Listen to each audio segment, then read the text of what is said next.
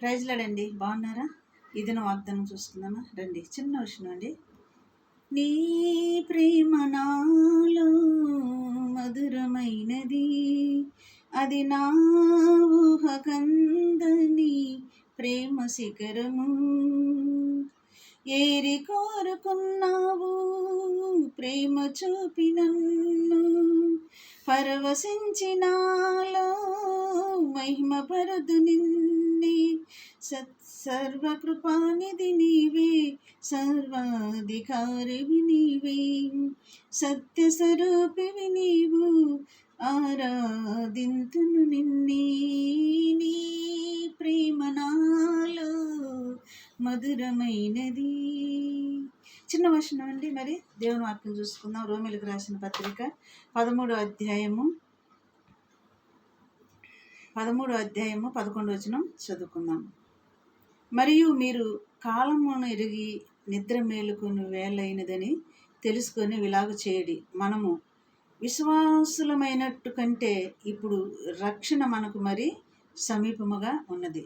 ఇది రక్షణ సమీపముగా మనకి ఉన్నది. ఈ రక్షణ మనం కాపాడుకోవాలి, వినియోగించుకోవాలి.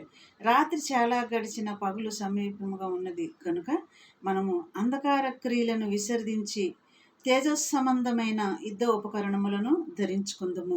ఇది ఎలుగుకు సంబంధించిన తేజో అంటే తేజోమయం అంటే దేవుడికి సంబంధించిన వెలుగు. ఈ తేజో సంబంధమైన మరి యుద్ధ ఉపకరణములు మనము ధరించుకుందాము. అల్లరితో కూడిన ఆటపాటలైనను, మత్తు అయినను లేకయు, కామ విలాసమైనను, పోకిరి శాస్త్రాలైనవి లేకను, కలహమైనను మత్సరమైన లేకయు, పగటి యందు నడుచుకున్నట్టు మర్యాదగా నడుచుకుందాము. ఇవన్నీ దేవుడిలో ఉండే వాళ్ళకి మరి మనకి మర్యాదగా ఎలా నడుచుకోవాలో కూడా ఎలుగు సంబంధమైన మనుషులకే తెలుసుద్ది.